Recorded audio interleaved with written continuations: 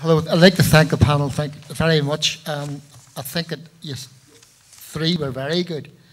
A very difficult period to deal with, a very fraught period to deal with, detailed and an area of great contention. I think of all the 9 lectures, it's a sort of, so far, in my opinion, probably the most interesting and the most difficult to do. So I suppose that having written about it, I will address my remarks to all 3 people. To all 3. Eve, I was very interested in your comments about the witness statements too.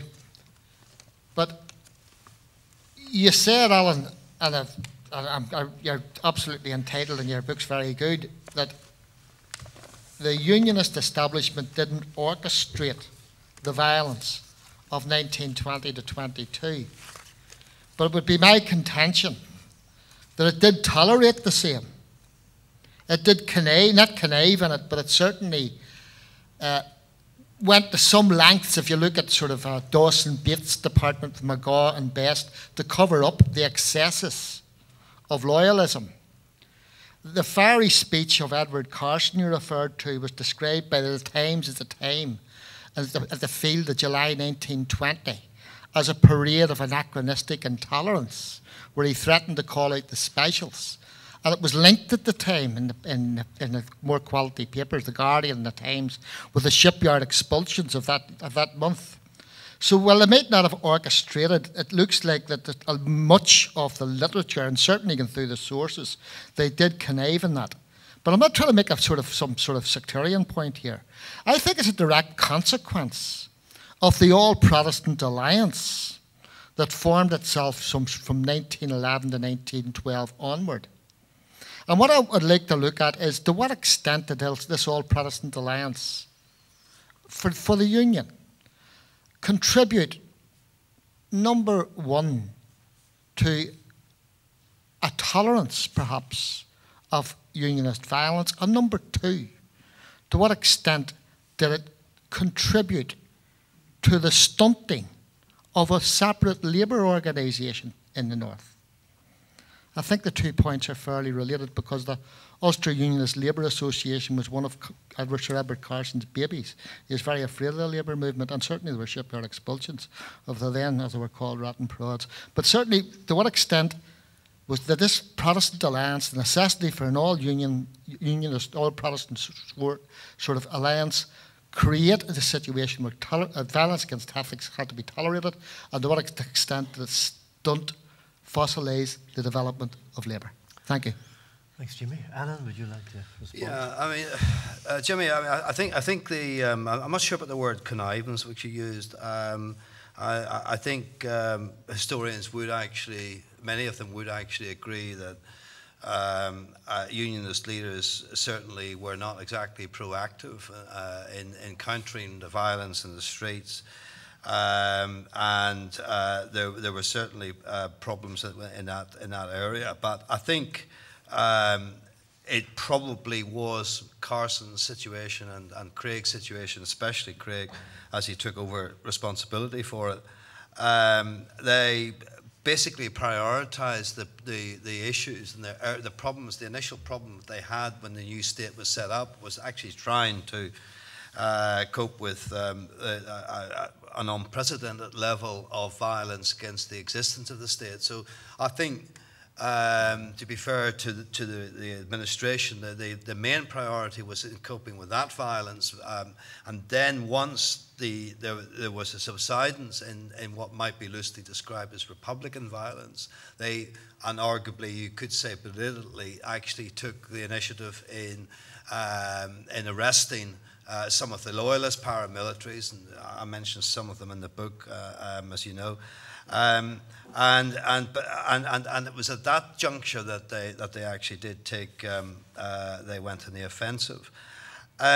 In terms of your question, you were saying the old Protestant alliance. How did that create a tolerance of Unionist violence? I'm not sure whether there was a toleration of violence amongst the Protestant community. I think if you read the newspapers at the time, although they frequently blamed nationalists and quite often wrongly for sectarian attacks, the Protestant newspapers and many of the loyalist speakers were no more tolerating the kind of the ongoing violence than their Catholic or nationalist counterparts. I think. Do you want to come in on the point about the labour organisation? Yeah.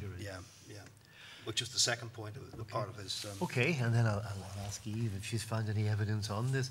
I suppose, I mean, there's a great contrast, Jimmy, between the 1912-14 period, when Carson and Craig are trying to keep a lid on any possibility of violence as they oppose the Third Home Rule Bill, and these years, 1920-22, when some weeks 70 people are being killed in Belfast, escalating particularly in the uncertain period before the treaty, escalating in the early months of 22, and the boundary issue is paramount, and then finally in May with the apparently Michael Collins's Northern Offensive of May, which miscarries that period. I think, of course, the whole context had changed. You had the Great War, in which so many of those who were involved in the Belfast violence, particularly on the Loyalist side, had been blooded really on the Western Front. So many of the UVF returners from the Battle of the Somme joined the Specials almost right away. And there is that extra element of brutality injected into the mix in terms of war veterans joining the Specials, in terms of the Black and Tans and auxiliaries in the South, and even some IRA elements led by people like Tom Barry, for example, on the offensive against Crown forces in that same period. So that is a differential we have to take account of.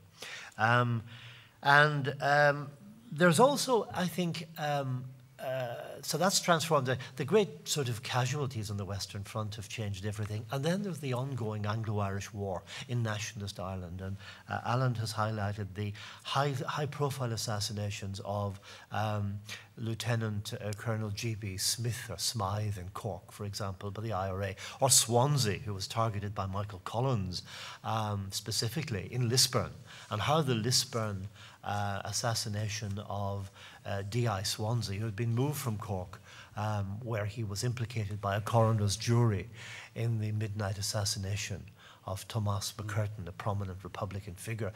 He was spirited then to Lisburn, and obviously intelligence reached Collins, and he is actually tracked down coming out of Sunday service in Bank Square in Lisburn. The assassination of Swansea sparks what's known as the Lisburn pogrom in August 1920. Lisburn had a sizable Catholic population before 1920, especially even on the business side. You had Donaghy's boot factory employing 200 people. You had a stack of pubs and businesses. They were all gutted.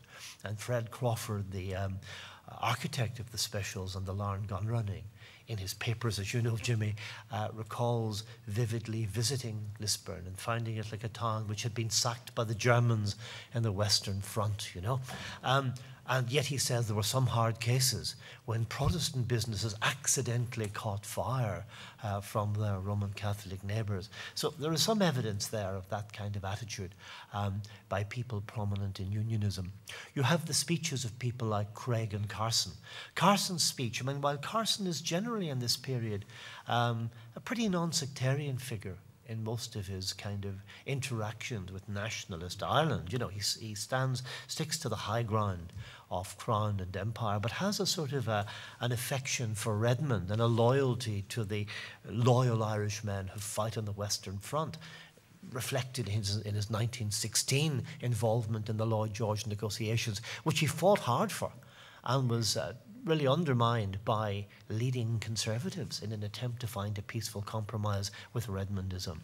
But he does make that speech at the 12th Field at Finnehy, raising the fiery cross on the 12th of July, 1920, which really opens the floodgates to a violence that had been bubbling, reflected in the Derry mini-civil war, really, in June 1922, when he talks about tolerating no Sinn Féin. And suddenly you have drumming parties touring the shipyard when work commences, and eventually the minority of Catholics in the shipyard are driven out, and this is extended to linen mills and other factories and so on. The expelled workers become a major cause.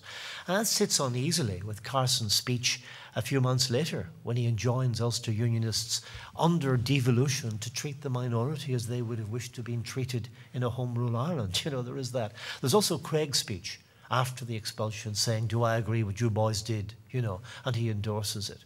Now, coming from the Prime Minister designate in a divided society, that's very hard to justify in those circumstances. And there was that fear of Labour, as you say, not just Carson, but particularly J.M. Andrews of the shipbuilding family and the linen family was the key figure in the formation of the Ulster Unionist Labour Association, which was an attempt to prevent a Red Clyde situation in the shipyards.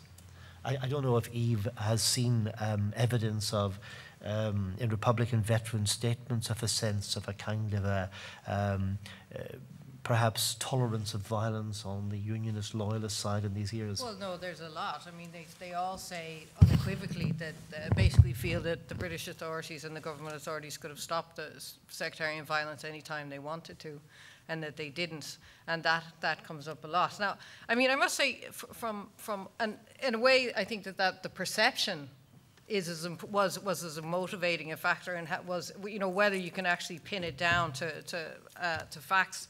The perception, I think, seems to have been quite widespread about within the nationalist community, and I think that did have an impact. But having said that, I think I've also come across at least one police file to do with the Ulster Protestant Association, written by a policeman. It's an incredible file, and he says quite clearly that they didn't go after loyalists or unionists and target that sort of sectarian violence until much later on, and that initially, especially through 1920, 21 and 22, they did focus almost exclusively on Republican violence. Yes, I mean, that's what Alan was basically saying. I mean, that file by D.I. Spears in the Public Record Office in Belfast is very interesting. I mean, he points out that at the height of loyalist terror, while IRA violence is going on, there's an attempt by Sir Dawson Bates, Minister of Home Affairs, to recruit one of the most virulent murder gangs on the loyalist side, the UPA, into the security services and into the Secret Service. And he expresses his kind of concerns at that. And there's another evidence. I've looked through police files very carefully on this, and for example, very often after an IRA murder of a policeman or a public servant, you have almost immediately reprisals by, quote, unknown uniformed men. And in the files, I've seen a reference to, in a police file, reprisals were cancelled by D.I. Edwards, who seemed to have intervened to prevent police reprisals involving some of the rogue cops that Alan has mentioned.